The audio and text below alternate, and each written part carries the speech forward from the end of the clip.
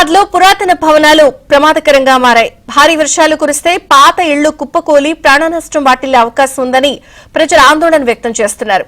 శిథిలావస్థకు చేరి ప్రమాదకరంగా మారిన 700 ఇళ్లకు నోటీసులు జారీ చేసినా వారు ఖాళీ చేయలేదు. దీంతో పురాతన భవనాలు డేంజర్ బెల్స్ మోగిస్తున్నాయి. మరింత సమాచారం మా ప్రతినిధి నుమాన్ అందిస్తారు. నుమాన్,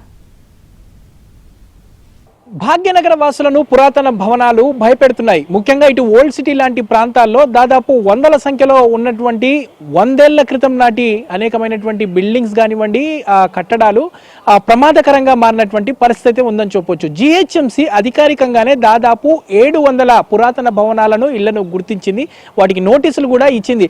అయినప్పటికీ కూడా ఆ పురాతన భవనాల్లోంచి చాలా మంది ఇల్లు ఖాళీ చేయకపోవడంతో భారీ వర్షాలు కురిస్తే గనుక ఆ ఇల్లు కూలి ప్రమాదాలు జరిగేటటువంటి ప్రమాదం ఉంది. ఈ నేపథ్యంలో ఇటు నగరంలో అనేక ప్రాంతాల్లో ఉన్నటువంటి పురాతనమైనటువంటి భవనాలు అయితే డేంజర్ బెల్స్ మోగిస్తున్నాయని చెప్పొచ్చు. ప్రస్తుతం నేను ఆ కార్వాన్లో ఉన్నటువంటి జియాగూడ ప్రాంతం దగ్గర ఉన్నాను. సో జియాగూడ దగ్గర చూడొచ్చు. సో ఈ బిల్డింగ్స్ ఏ విధంగా ఉన్నాయి ఏంటనేది కూడా మనకి ఇక్కడ చూస్తే అర్థమవుతుంది. మొత్తం కూడా ప్రమాదకరంగా మారినటువంటి ఇళ్ల మధ్య చాలా మంది రోజుల తరబడి నివాసాలు ఉంటున్నారు. ఇల్లు ఖాళీ చేయాలంటూ జిహెచ్ఎంసీ నోటీసులు ఇచ్చినా కూడా చాలా మంది నోటీసులు తీసుకొని వాటిని బుట్టదాఖలు చేస్తున్నారు, కానీ ఎవరు పట్టించుకున్న పరిస్థితి. జిహెచ్ఎంసీ యంత్రాంగం కూడా సీరియస్ గా దీని మీద దృష్టి పెట్టకపోవడంతో భారీ వర్షాలు కురిస్తే కనుక ఇవన్నీ కూడా ఊడి ప్రమాదాలు జరిగేటటువంటి ప్రమాదం ఉంది. మనం చూస్తున్నాం, ఇది బిల్డింగ్ దాదాపు 70 ఏళ్ల క్రితం బిల్డింగ్ ఇది.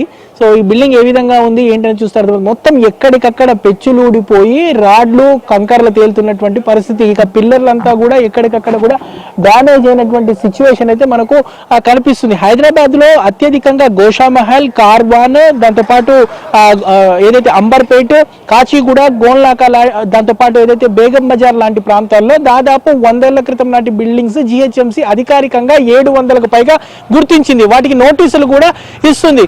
ఇప్పటికే ఆ 700 ఇళ్లలో దాదాపు ఒక 100 ఇళ్లను కూల్చివేసింది. సో అధికారికంగానే దాదాపు 700 ఇళ్లు ఉంటే అనధికారికంగా చూసుకుంటే మాత్రం దాదాపు 100ల సంఖ్యలో ఉన్నాయని చెప్పవచ్చు. సో గ్రేటర్ వ్యాప్తంగా కూడా చూసుకుంటే మాత్రం దాదాపు ఒక 2500కు పైగా నివాసాలు ఉన్నట్లు కూడా గుర్తించారు. దాదాపు ఈ బిల్డింగ్స్ 75 ఏళ్ళు 100 ఏళ్ల క్రితం నాటి బిల్డింగ్స్, కొన్ని బిల్డింగ్స్ అయితే దాదాపు 150 ఏళ్ల క్రితం నాటి బిల్డింగ్స్ కూడా ఉన్నాయి. అందులోనే వ్యాపారాలు నిర్వహిస్తున్నారు. ఇక బేగం బజార్ లాంటి ప్రాంతాల్లో అయితే, ఇక కొన్ని ప్రాంతాల్లో అయితే అందులోనే రోజుల తరబడి నివాసాలు ఉంటున్నారు. సో పెచ్చులూడి పడ్డా కూడా ఆ బిల్డింగ్లు కుప్పకూలినా కూడా భారీ ఎత్తున ప్రాణ నష్టం వాటిల్లేటటువంటి ప్రమాదం ఉంది. సో దీని మీద ఇక్కడ ఉన్నటువంటి స్థానికులు కానివ్వండి, ఇక్కడ ప్రాంతవాసులు కూడా కింద జిహెచ్ఎంసీ నిర్లక్ష్యం మీద కూడా మండిపడుతున్నటువంటి పరిస్థితి. చెప్పండి, ఏంటి ఇక్కడ బిల్డింగ్స్ ఎలా ఉన్నాయి? ఇక్కడ ఏంటి బిల్డింగ్స్ మొత్తం కూలిపోయినాయి అన్ని.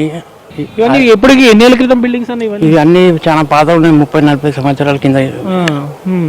మొత్తం ఏంటి మొత్తం పెచ్చులుడిపోయాయి? ఎట్లా పెచ్చులే ఉడిపోయినాయి. చెప్పండి, ఏంటండి ఇక్కడ పరిస్థితి? బిల్డింగ్ ఈ వర్షం వచ్చినా అని భయం ఉన్నది. ఇప్పుడు వెళ్ళిపోతాయి బిల్డింగ్స్, కింద పడతాయని ఛాన్స్ ఉన్నది మాకు. చాలా ఇబ్బంది ఉంది మాకైతే. ఎక్కడెక్కడ మీ ఏరియాలో? జయగూడలో చాలా ఉన్నాయండి పాతవి. వర్షం వస్తే భయం ఉంటది. ఎన్ని ఇళ్ళు ఉంటాయి మొత్తం ఈ ఏరియాలో ఇట్లాంటి? దాదాపు ఉంటాయండి, 70 ఉంటాయి పాత బిల్డింగ్స్. జిహెచ్ఎంసీ వాళ్ళు ఎవరు రారా ఈ బిల్డింగ్స్? ఎవరు రారండి ఇక్కడ, ఎవరు పెట్టుకుంటూ ఎవరు రారు ఇక్కడ.